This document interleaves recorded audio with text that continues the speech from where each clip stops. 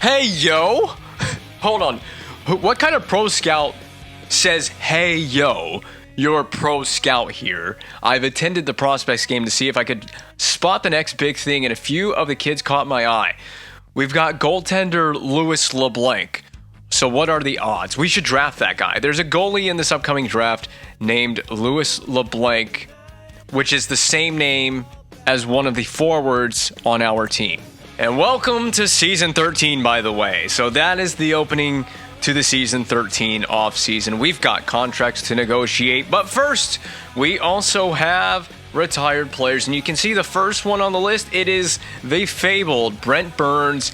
He was one game shy of winning that elusive Stanley Cup. We couldn't get it for him. Unfortunately, we couldn't quite get it for Brent Burns. In Game 7, we fell just short, and we tried. I tried as hard as I could. At least we didn't have quite the performance that we had in Game 7. We didn't have as bad of a performance as we had in Game 7 against Edmonton. So Burns retires as a Canadian. I got him in the trade from San Jose, sent a few players back the other way to give Burns a shot.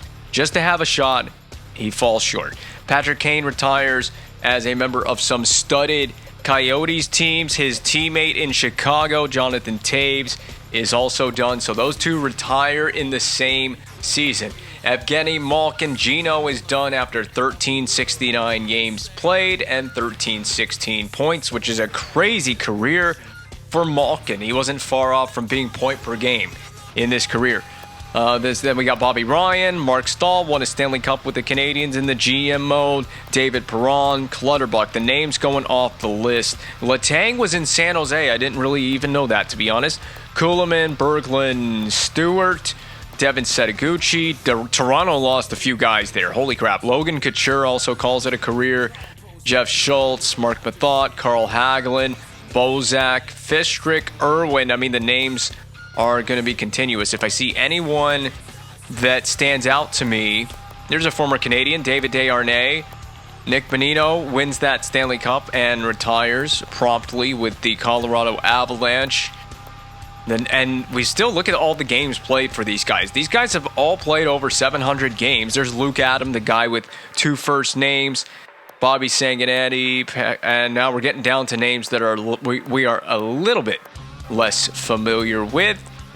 And I thought we had Bobby Sanguinetti on our blue line at one point. So anybody else that was a Canadian, I think that's the only Canadiens player that retired, as far as I know. And if anyone else retired, it was an AHL player. So now what about the goaltenders? Who is the most notable? Carey Price finally did call it a career. So he retires with the New York Rangers, which is the team that Jonathan Quick in the real world just retired with after over 1,000 games played. Multiple Stanley Cups in this GM mode. Wish that Carey Price could have got one in the real world. That guy deserved it. Jonathan Quick with LA, so he was a lifelong king in this GM mode, shy of 1,000 games played. Bobrovsky with Columbus is done. Neuwirth in Detroit. We ran into those teams in the playoffs. We ran into Neuwirth in the most recent playoff run. Bernier and Reimer also retire at the same time as each other. So that is all the notable goaltenders that are gone, just so it's in the video. And now we have a big duty in front of us.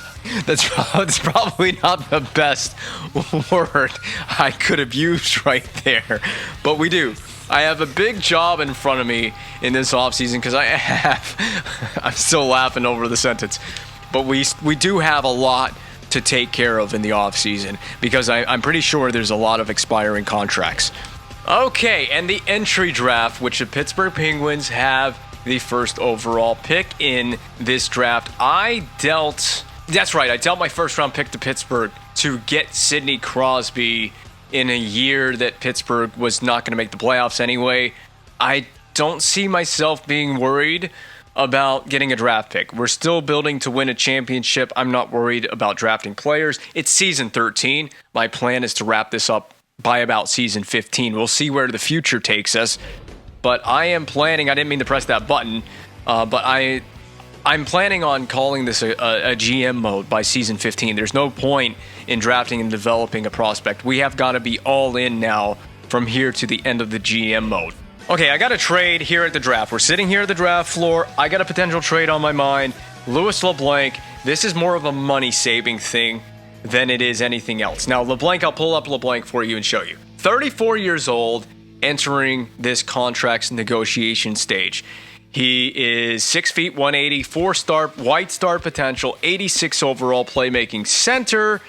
And I mean, you know, we could draft the goaltender Louis LeBlanc to replace this Louis LeBlanc if we trade him. But all of his attributes on the screen for you there. A little bit underwhelming on the offensive front. I mean, 39 points in 64 in the regular season, 38 in 56, 55 in 82. I mean, that's kind of like his cap. That's his limit. He's not really, I don't know what his career best goals is.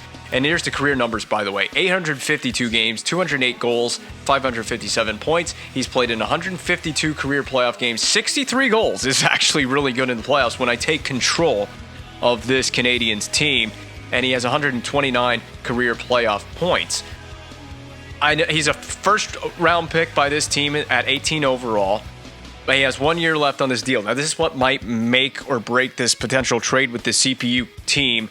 He is making 6.6 against the cap. That would save me so much money if I made this deal. Phoenix is getting the better player. They get the chance to negotiate with the better player. They have his rights if I trade LeBlanc to the Coyotes right now. They lost Patrick Kane in the offseason to retirement as well. So, again, the playoff stats for LeBlanc the last few seasons, what he's done, he only chipped in the 3 goals. And the season before that, chipped in just the 3 goals, 2 goals in 5 games. He was injured a lot that year. No, we got knocked out in the first round that one, didn't we, to Boston. We lost to Boston in the first round. Now, the contributions have slowly just kept coming down for LeBlanc as he's gotten older. I don't see LeBlanc being a part of this team for much further going forward. Now, if this trade doesn't go through, I may renegotiate with LeBlanc in the offseason, see what he wants money-wise, because I'm going to try to sign Sidney Crosby to a new contract. He didn't retire in the offseason, as I expected him not to do. DeLuca is the other option in this trade coming our way. He's got the 4 white star potential. Yes, 81. He's a lower overall rating player. He's technically the worst player in this trade, but he is younger by 4 years. There's the career numbers in the upper right-hand corner. I'm not breaking all this down. He's a former first-round 4th overall pick in the 2015 draft by the Coyotes. He's also on an expiring deal, basically making $2 million AAV, $2 million a year. This is the attributes. This is a purely offensive player, which makes sense being that he is the left-wing sniper. It's the numbers in the simulation that stand out to me for this guy. This kid produces. He's 43 games played, so a lot smaller sample size in the regular season in the most recent year we simulated. But he got 32 points, 11 goals. 26 goals, 58 points in 71. 25 goals, 71 points in 82. 30 goals, 57 points in 63.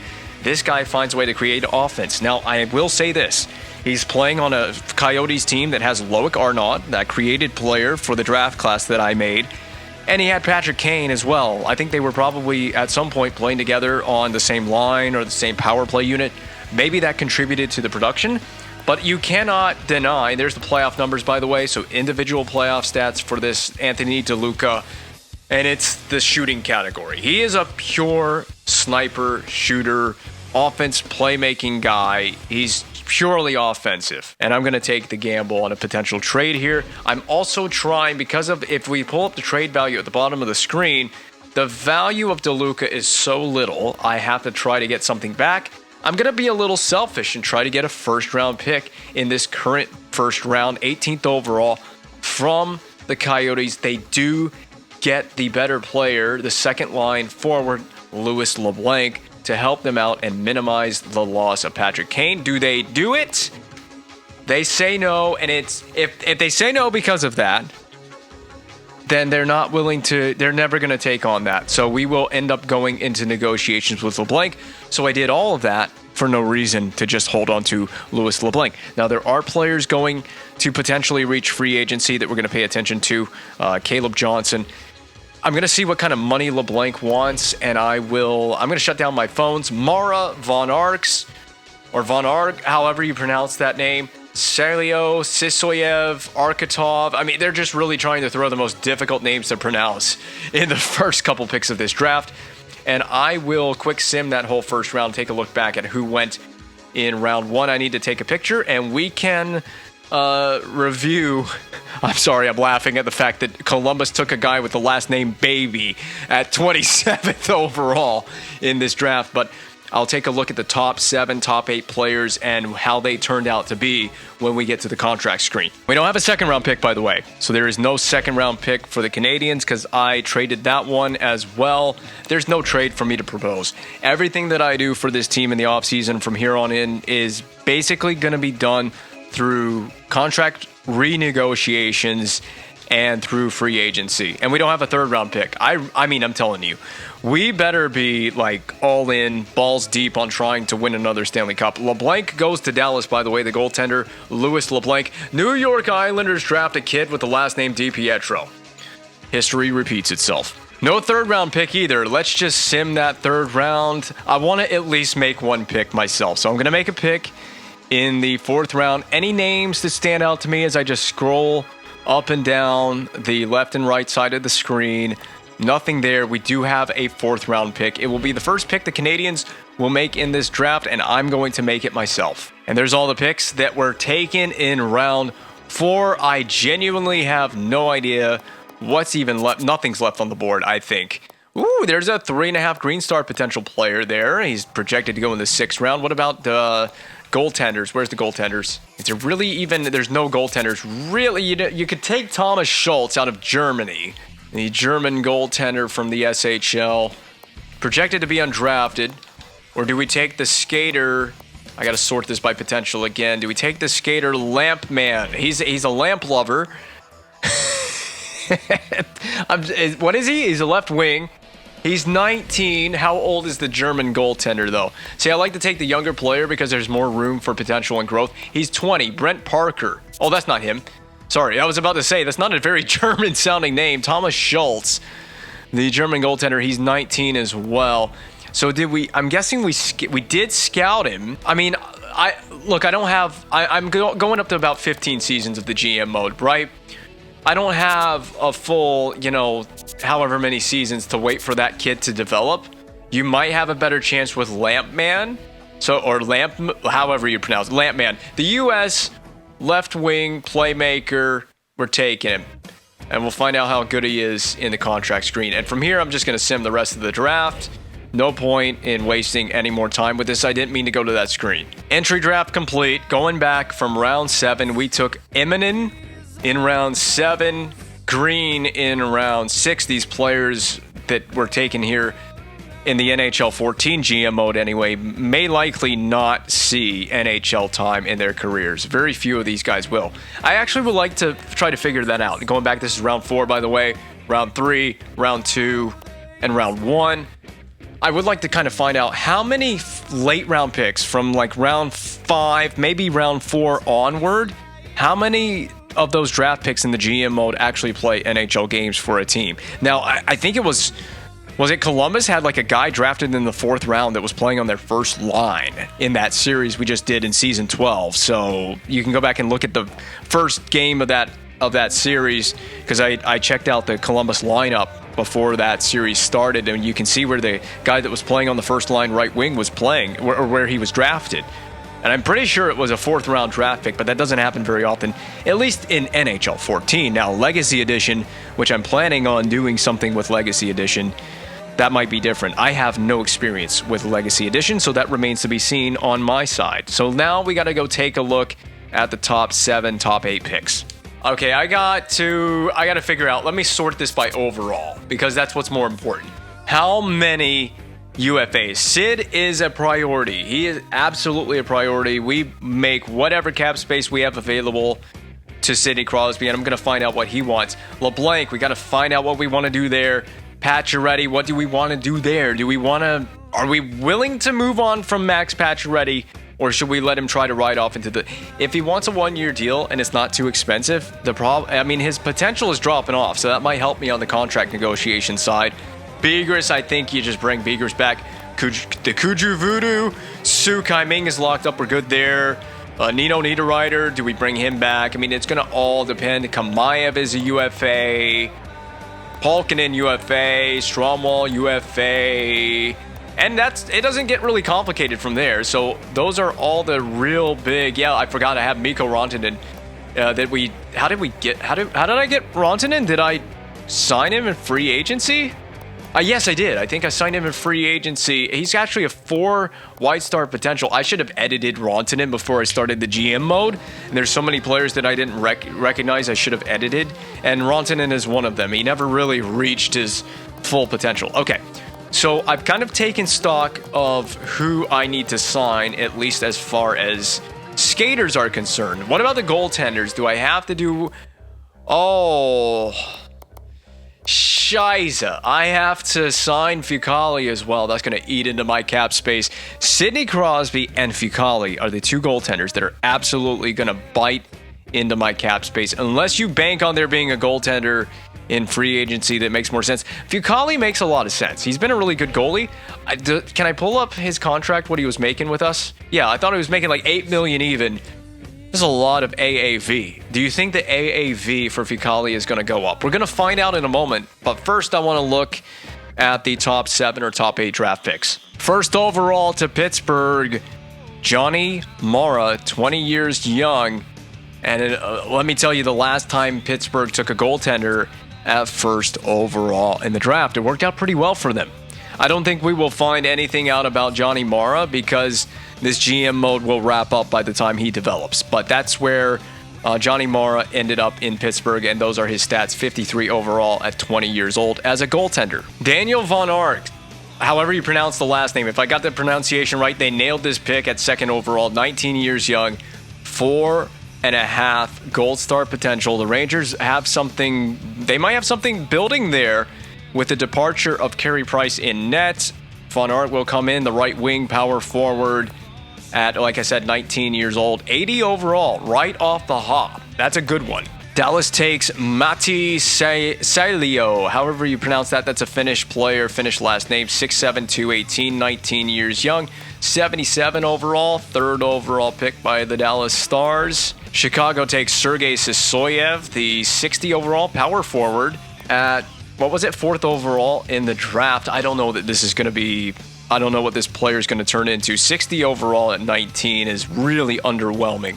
Same thing with Washington. Sergei Arkhipov goes to the Washington Capitals at 5th overall in the draft. He is 19 and 61 overall. All these teams missed because they missed out on Jesse Lewis, 73 overall at 19, taken 6th overall in the draft. 19 years young, 4 gold star potential. And then just 2 picks after they made their first pick in the draft at the 7th overall position, they took Tyler Janis, 18 years old, with 64 overall and a 4 gold star potential. Now that's a better pick for Washington there. That projects to be a better pick for Washington. And Bill Milam, this is the last player we're going to look at. He is 8th overall pick in the first round by the Minnesota Wild. 3.5 gold star potential, 62 overall for that player in Minnesota. And now we can get to the contracts negotiations. And if you want to know what Jesse Lampman is, he is 19 years old, two gold star potential. I mean, he barely gets those 2 gold stars. He's 58 overall. He might be an AHL player. He might reach the AHL. You never know. We won't find out because this GM mode will basically expire by the time he is ready for that. Oh, now the big one, the big fish negotiation. It starts with Sidney Crosby. He gets first priority. Yeah, I kind of knew that. It's actually a bigger... He was making $8.7 million against the cap with Pittsburgh. I'm fine with 1 year. For me, this is the way I see it. Sidney Crosby, we have unfinished business. I wish we could have got it done with Brent Burns. I gave us the chance, but we get another shot with Sid. I look at it this way. This is perfect. He's still got the potential. He's still got the rating. It's Sidney Crosby. He might be 37, turning 38 soon, but you give this guy the house. You give him a chance. He's got a chance to do it with his boyhood team, and he had a chance in Game 7, and we came short, and that's why we have unfinished business with this team and with Sidney Crosby. And I think with Sidney Crosby being on your team, you're going to give yourself a better chance to make the playoffs. We first and foremost have got to make the postseason, and Sidney Crosby is going to increase those odds in the simulation. So he's going to get whatever he wants. So I did the calculation, and based on the 80% rule, I could go down to 8.4 million. I could even go that far down. I'm going to go 1 year by 8.7. Now, if I give Sid, if you look in the upper right-hand corner, if I give him an extra year, the asking price does go down by $1 million, and that would give us even more leverage in this negotiation. I could give Sid 8.7. I'm fine with the dollar value. The term, I would like to keep it to just 2 years. He might even retire if we win the cup, or he might retire at season's end irregardless. But I'm going to start with the 1 year offer. His asking price at 1 year is $10.5 million. I'm going to offer him the 8.7 for 1 year, which is exactly what he was making when we acquired him in the trade we made with Pittsburgh. So does Sid accept that? We will find out. I've sent the offer in. The nice thing is we have his rights. No one else can compete for Sidney Crosby right now. I can come back to the table. I'm making it a priority to re-sign Sid. So if I have to give him the 2 years, I'm fine with it. I would love to not give him that term, though. LeBlanc is going to have a high asking price. I knew it, and you're not worth that money. No way in hell. I'm moving on from LeBlanc. That's an easy decision. Is a tough one with Pacioretty because he wants $7 million and he's 80. It's so tough because we got, at some point I have to give in to some of these contract demands. Let me look at it. Both players want 1 year deals. So Pacioretty is the older player, and do you think he can maintain, are these attributes going to stay the same for Pacioretty going into the next season? Do we bank on, you got to be loyal to Pacioretty is the way that I see it. Now, I can, of course, save some money with the 80% rule. I'd almost rather give it to Pacioretty and have him just retire as a Hab, because he's likely to retire at the end of the season, and we just save some money using the 80% rule. 5.910 for 1 year. That's my offer to Pacioretty. It's my first offer. We are going to move on from Louis LeBlanc. He's going to hit free agency. He will go to market. Begers, please. He won't be cheap because he's an 85. Yeah, he's an 85 overall, but I need that defense because our D-core is a little bit depleted. We lost Weiss in the trade. We got Burns. We lost Burns to retirement, but that was kind of expected. So I'm going $5.200 million by 3 years for Begers. It's fine with me. The 30 years old. That's a little bit expensive for the player. I don't care if he's 85 overall.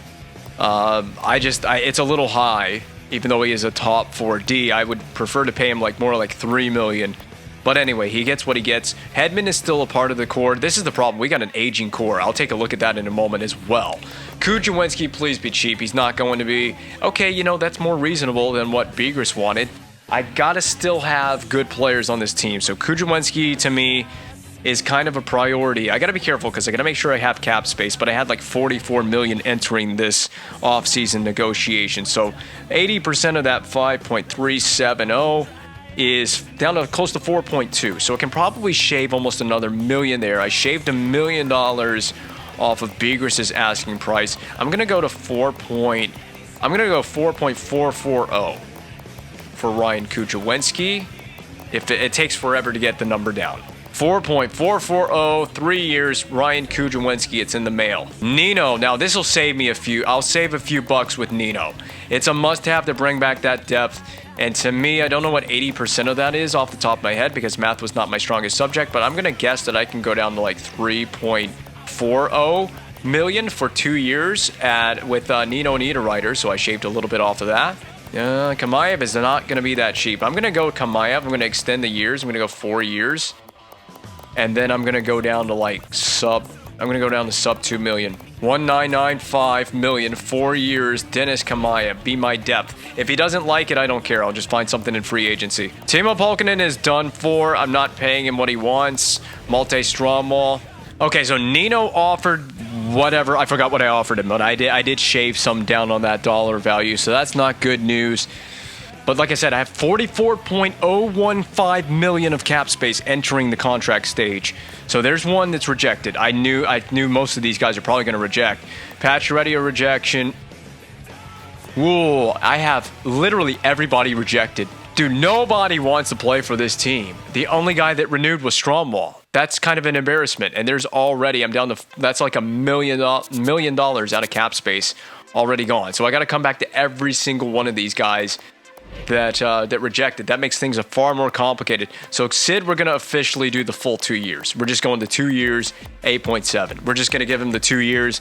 It's no more complicated than that. There it is, 8.7 by 2 years, and it says available cap for the player is there, and as well salary cap is at the next to Sidney Crosby's name there above our offer here that we're looking at on the table. There's no way Sid rejects this one. If by 2 years his asking price is now a full $1 million cheaper than it was with the 1 year deal on the table, and it's worth it to Sidney Crosby. It's Sidney Crosby. What I hate is that I burned a day by offering all those players contracts and then advancing the day. So I burned a day. LeBlanc, you're done to me. You're dead to me. So I forgot what I offered Pacioretty already. I did the 80% rule, and apparently he did not like what I offered him. The asking price barely budges at 2 years. Just 1 year for Pacioretty. I'm going to have to come down. What was 80% of that? 7.095. It was 5.6, and I think I gave him like 5.9. Yeah, it wasn't quite that much. I think for Pacioretty, it's going to have to be more in the ballpark of 1 year, 6.2. That's going to eat in with Crosby and Pacioretty, that's a lot of cap space eaten up already. In fact, I can do the math on the contract to figure out exactly how much space we've lost. 14, almost $15 million gone in 2 players out of a $42 million, $43 million cap space. But we got to do it. Niederreiter will come down, I think, what did I come down to? Okay, Nino, new offer for you. 2.5 at 2 years. I'm not going to budge on the years. In fact, if I go up in years, his asking price actually goes up. But Nino's one of those players I want to stick around with this team. So the offer is in. The rejection of the offer I gave to Kamayev is kind of insulting because he's an 81 overall player. He is my draft pick. I could probably find better depth in free agency. If I'm going to pay a player that much money, I can find a better player that's going to be basically making $3 million because that's his asking price. So Begris also rejected. I got to find a new deal for Begris. He's a must-have on this team. If I go up in years, does the asking price come down? It actually goes up. Is there a solid middle ground that we can find with Chris Begris? 3 years is a perfect amount of term. It's just we got to find a sweetness with the dollar value. Okay, Chris Begris, 5.275. I don't even know what my original offer was that he rejected. For 3 years, it's in the mail. We have the negotiation stage to still figure this stuff out. I'm just going to burn through cap space with so many of these players. So Kujawenski, I can't come down too far on this dollar value, but I'm be willing to bet that he would accept, I don't know what I originally offered him, but I bet he would accept 4.7 at 3 years.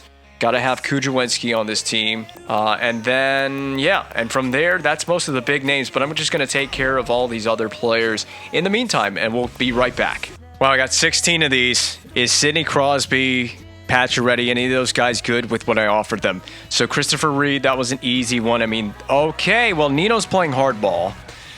Hopefully none of these guys are all playing hardball. Nino's playing hardball. That's a tough one. Pacioretty back on the team. That's good. We'll take a look at his contract again. Crosby is back. Easy decision. Gave him that 8.7 AAV. Rekis at ELC. Natanen renews. Bourneval renews. 14 ELC. Maltby ELC. Renewed Himmelfarb. Kujawenski renewed easily. Rejection from Begris playing hardball too. I will remember this as we go through this season simulation and the playoff games. So that just took away a huge chunk of cap space. I'm down to 26 mil in cap space without Niederreiter or Begris. Or was that the 2 ones that rejected? They were the only 2 that rejected, and they're going to eat a further almost 10 million out of my cap space. But I will have cap space to play with in free agency. I'm not bringing you back, LeBlanc. It's just you are a risky asset to bring back. I can't just give these guys the farm, but Niederreiter, I'm coming down. I don't know what I gave him, but Niederreiter is not happy with what I've offered. I'm going to go down to 2.730 for 2 years, Niederreiter. It's tough for me to eat, though. That's not a... It's kind of worth it for Nino, I guess. But I don't know. I'm kind of pissed about handing him that much money. And then Begris has been a hard ass about this contract. I can't go down a full million. He's not happy with me shedding off a full million. So I'm probably going to offer Begris... 5.6 million? Let's try 5.60 million to Begris for 3 years. See if he likes that deal. You guys got to stop. I got to sign Fucali. I forgot about that. I totally freaking forgot about. You know, I really do. I believe we can get a... It's crazy. I believe we can get a goaltender. I don't know if there's going to be one in free agency. I got Jones, by the way, still locked up. You could try to bank on there being a cheaper goaltender in free agency, but, you know, I have the cap space for Fucali. His ask was, again, $7 million. It's not bad. Actually, it's not bad. I can save money with an offer. He's got to get back to... I got to figure out if I want to offer Fucali. I'm fine with bringing him back. I thought he was asking for $8 million. He's actually taking a discount.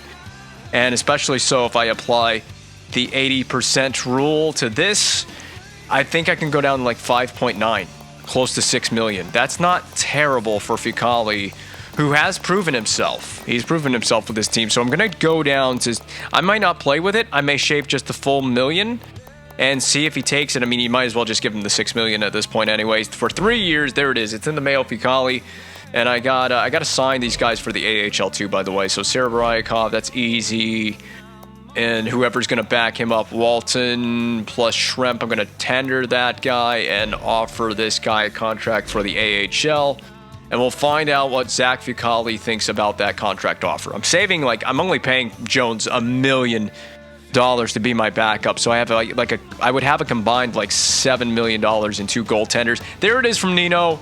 There it is from Walton, Begris, Serebryakov. Everyone's back on board with 14. I projected about 16 million in cap space to play with going into free agency. That's plenty of cap space. Now I can blow it very quickly. I got to be smart with free agency. Okay, newly under contract, Sidney Crosby, 2 years, 8.7. That's a re-up. Look at the average. Look at the age of my team. The average age of my team is like 27. But look at the age of these players. Sid is at 37. Damon Severson enters his 30s on quite a deal. This definitely going to take us to season 15, no problem.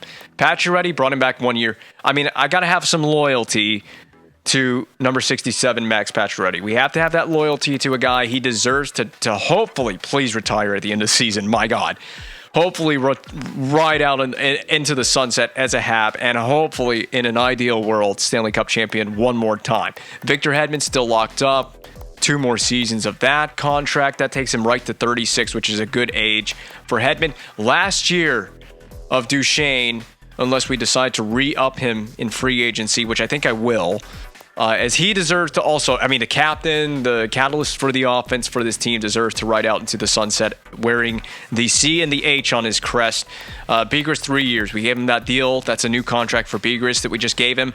Sukai Ming, locked up, likely to take the captaincy from Duchesne if Duchesne retires or moves on or whatever. He should be wearing an A this year, Sukai Ming. But you know, Sidney Crosby's here. We got to give Sid an A full-time this year. Kujawenski signed to a new contract. Seeloff has been here on this deal, 2 more years of that. Niederreiter re-upped for 2 more years in this contracts video. We just re-upped Niederreiter. Ronning still here, acquired. The penalty-taking machine guy acquired for PK Subban.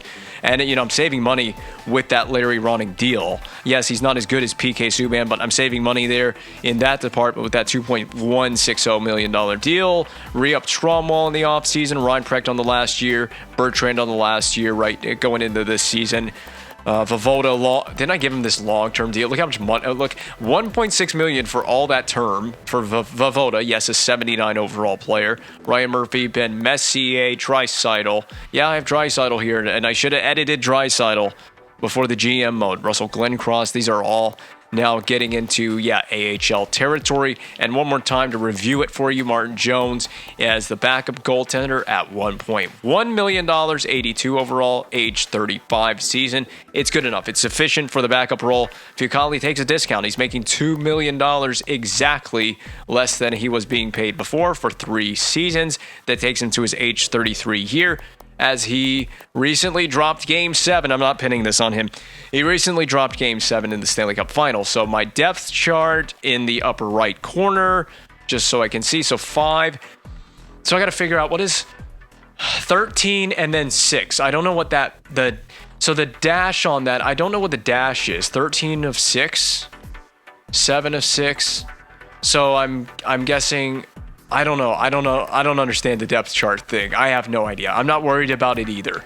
Okay, who's interested in Louis LeBlanc? He reaches free agency as we knew he would. Anaheim, Boston, Chicago, Columbus, and San Jose all interested in the services offering this guy. I mean, he's going to get a payday.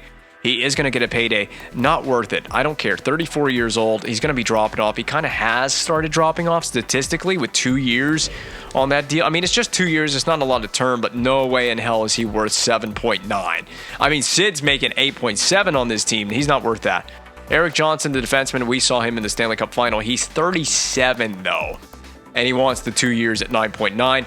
Not a risk worth taking. I got to take a look at my depth and see what I want to bring. Lars Eller, I got to consider it. Remember the series with New Jersey and he torched us? He was pretty mad at us. I have the cap space. I might do it. I might bring Lars Eller back into the fold with this team. Denis Kamayev did reach free agency. I just felt like I could find better depth for less money. I can't if I sign Eller. It's not less money than what Kamayev's asking price is. Derek Brassard, didn't we have him for a playoff run? Brassard is in free agency, but he's aging. We let Polkinen reach free agency as well. Not really willing to pay that right now. We can always revisit some of these players. So it looks like, look at Bo Horvat. let's go get Bo Horvat. But there's nothing that reached free agency. So it seems like anyone that I had my eye on, like Caleb Johnson, my created player, with San Jose, it seems like he re-upped a new deal with the Sharks in the offseason. Now, what about RFAs? Any RFAs that I could offer? There are none that really stick out to me, and this is just all skaters, of course. Was I right to re-up? Let's go to goalies. RFA goalies? Yeah, our goaltender Shrimp is eligible to be offer sheeted, but I mean 66 over. No one's offer sheeting this guy. UFA, was I right? I was absolutely right. I made the right move to bring back Zach Fucale. There is nothing on the free agent goaltender market, so it was the right play. I could not bank on there being a good goaltender. We could go after Eric Johnson, but at 37 years of age, that is a huge risk, and I would blow a chunk of my cap space on Eric Johnson as well on a 2-year deal. Goodbranson makes a lot more sense to me, of course, just 81. But we can look at the categories. I mean, he's a good skater. I always like the skating category when it comes to a defenseman and signing free agency or players in free agency. Keith Aulie, he wants the 3 years. You'd be contending with Minnesota, New Jersey, and the Islanders for the services of Keith Aulie. He's also 36 years old, not willing to hand a 3-year deal to a 36-year-old. I got to go look at my depth, so let me go do that, and we'll come back to this screen. Okay, I made a shopping list. I need a defenseman, so Goodbranson is an easy target to me. He's an easy option. I like the categories. The age isn't too much for me.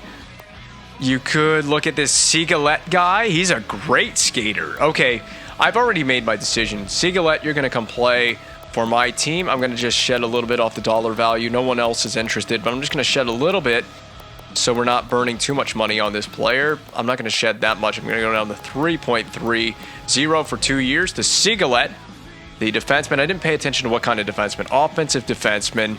And I need to get a forward. So I'm definitely thinking, I'm not giving Louis LeBlanc that money. And I just shed a bunch of money with the offer to Sigalet, who is not cheaper than Goodbranson, actually, believe it or not. I need forwards, and I may just get a ton of depth here.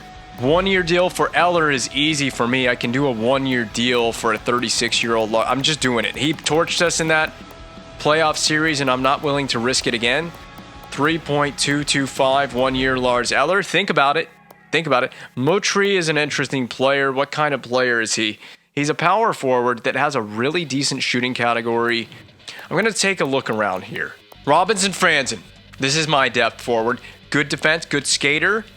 I mean, not crazy offense, but I just need that responsible depth option to play further down the lineup. We're just going to shed a couple of dollar values here. There's my offer to Franzen. Max Gortz, another defensively minded, but not a great skater. But you know what? You could get Gortz. Max Gortz, Swedish right wing depth forward option. I forgot what kind of player he is, but we'll take a look at that in a second. I'm going to go down even to 2.005 3 years. Sure. I've already offered it to him anyway. So there's Gortz, and I'd like to get one more kind of like depth option at forward. Stanley Byers. You're gonna be my depth option. A 78 overall, Stanley Byers, just purely based on the skating category. I'm adding him. Just give him what he wants. Tyler Biggs, 1-year contract. Tyler Biggs, it's in the mail. Oh crap, Lars Eller rejected it. He simply didn't think that we were within his consideration range. Robinson Franzen accepted. Sigalet accepts. Byers accepts. Biggs accepts. A rejection from Gortz. So I got to come back to Gortz and Lars Eller. I'm running low on cap space though. Eller, I am running shy of cap space. I may not be able to sign Gortz, but that's not a big deal. But Eller is kind of a priority. I'm coming down a little bit on that Lars Eller contract. It's 1 year for 3.480, but I need flexibility in cap space. I can't offer him. I can't sign too many players, and I can't offer Eller too much money. I still need flexibility in cap space. Did I just see that Johnson signed with the Sabres? We'll take a look eventually at where all the free agents signed and who ended up where. Like Louis LeBlanc, I have no idea where he... Oh, Eller, you rejected my offer, you absolute sniveling little snide. I may have to go and get that depth player in a trade, or I may have to go get someone in a trade or something like that.